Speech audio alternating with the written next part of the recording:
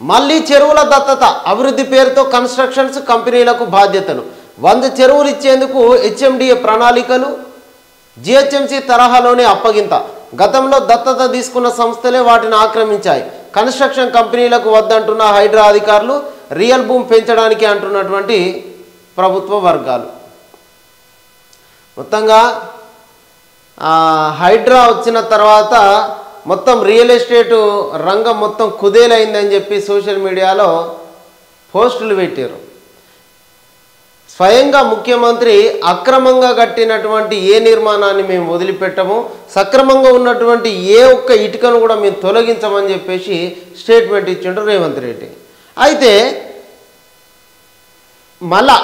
దాదాపుగా చెరువులను దత్తత తీసుకునేటువంటి కార్యక్రమాన్ని ఇటు గతంలో జిహెచ్ఎంసీ ఇచ్చినటువంటి చెరువుల దత్తతలో భాగంగా ఏం జరిగిందంటే కన్స్ట్రక్షన్ కంపెనీలు దత్తత తీసుకున్నాయి ఆ దత్తత తీసుకొని వాళ్ళు డెవలప్ చేసింది కొంత దాన్ని ఆక్యుపై చేసింది కబ్జా చేసింది ఇంకొంత అనే విధంగా ఇన్ని రోజులు నడిచింది కానీ ఇప్పుడు ఒక వాదన ఏమొస్తుందంటే పబ్లిక్ సెక్టార్లో ఉన్నటువంటి లేదా ఐటీ కంపెనీలకు ఈ చెరువుల దత్తత ఇస్తే బాగుంటుంది వాళ్ళు మాత్రమే ఆ కార్పొరేట్ మన కార్పస్ వాళ్ళు సిఎస్ఆర్ ఫండ్ కింద ఆ రెస్పాన్సిబిలిటీ కింద వాళ్ళ చెరువులను డెవలప్ చేస్తారు తప్ప వీళ్ళలాగా కన్స్ట్రక్షన్ కంపెనీలాగా కబ్జాలు చేయవు కాబట్టి పబ్లిక్ సెక్టార్లో ఉన్నటువంటి కంపెనీలకు ఈ చెరువుల దత్తత ఇచ్చేటువంటి కార్యక్రమం తీసుకుంటే ఖచ్చితంగా ఆ చెరువుల పునరుద్ధరణ జరుగుతుంది ఏ ఉద్దేశంతో అయితే హైడ్రా ఏర్పాటు జరిగిందో ఆ హైడ్రా ఏర్పాటుకు ఈ కంపెనీలకు పబ్లిక్ సెక్టార్లో ఉన్న కంపెనీలకు ఇచ్చినట్లయితే వాళ్ళ నిర్ణయం సఫలీకృతం అవుతుంది లేదంటే మళ్ళా కబ్జాలకు గురవుతాయి హెచ్ఎండిఏ కూడా గతంలో జిహెచ్ఎంసీ ఇచ్చింది ఇంకొక 100 చెరువులను ఇచ్చేటందుకు హెచ్ఎండిఏ కూడా ప్రణాళికలు రచిస్తూ ఉన్నది జిహెచ్ఎంసీ తరహాలోనే అప్పగించాలని కూడా ఆలోచన చేస్తూ ఉన్నది కన్స్ట్రక్షన్ కంపెనీలకు వద్దు అని చెప్పేసి కూడా హైడ్రా అధికారులు కూడా చెప్తా ఉన్నారు మొత్తంగా హైడ్రా వచ్చిన తర్వాత పర్యావరణ పరిరక్షణ ధ్యేయంగా ఇక్కడ వనరులను సంరక్షించాలి చెరువులను సంరక్షించాలి ప్రకృతిని సంరక్షించాలనే ప్రధాన ఉద్దేశంతో హైడ్రా ఏర్పాటైన తర్వాత బీఆర్ఎస్ పార్టీ బీజేపీ పార్టీ కొన్ని అవాకులు చెవాకులు వేలిన తర్వాత ఇప్పుడు వాస్తవ పరిస్థితి ప్రజలకు అర్థమవుతా ఉన్నది వరదలు వస్తే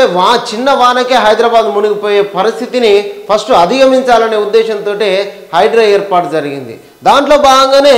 అక్రమ నిర్మాణాలను నాలాల్లో ఉన్నటువంటి అక్రమ నిర్మాణాలను తొలగిస్తూ ఉన్నారు దాంట్లో భాగంగానే మూసి ప్రక్షాళన అనేది జరుగుతూ ఉన్నది దాంట్లో భాగంగానే మూసి సుందరీకరణ అనేది జరుగుతూ ఉన్నది ఇదంతా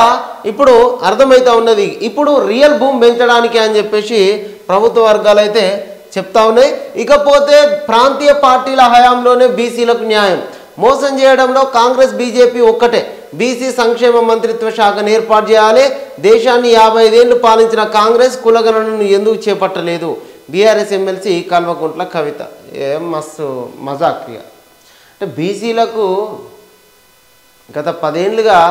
ఉన్నటువంటి రిజర్వేషన్లను తగ్గించిన బీఆర్ఎస్ పార్టీ ఇవన్నీ అడగాలంటే ఫస్ట్ మీ నాయనని అడగాలి బీసీలకు బాపు ఎందుకు మనం 1300 మంది దాకా మనం 13,000 మంది సర్పంచులను కాకుండా ఎందుకు చేసినాం బీసీలకు మనం ఎందుకు ఎమ్మెల్యే టికెట్ ఇయ్యలే అని చెప్పేసి అడగాలి అంటే ఫస్ట్ మీ నాయనని అడగాలి మహాసీఎంగా ఫడ్నవీస్ డిప్యూటీలుగా షిండే అజిత్ పవార్ బీజేపీ హైకమాండ్ నిర్ణయం 28 లేదా 29 ప్రమాణ స్వీకారం నేటితో ముగుస్తున్న అసెంబ్లీ గడువు రాష్ట్రపతి పాలన అమలు చేస్తారా ఇక బీజేపీ మ్యాజిక్ ఫిగర్ను దాటేసింది సింగిల్గా కాబట్టి ఫడ్నవీసే సీఎం అయ్యేటువంటి అవకాశం ఉన్నట్టుగా తెలుస్తూ ఉన్నది వైద్య శాఖ ప్రక్షాళన విభాగాల్లో ఇంటర్లింక్ చైన్ను తెంచనున్న సర్కార్ జవాబుదారీతనం పెంచే ప్రయత్నం నూతన మార్గదర్శకాలు ప్రిపేర్ కింది స్థాయి నుంచి హెచ్ఓడి వరకు రూల్స్ ఫ్రేమ్ బాధ్యతల విధులపైన క్లారిటీ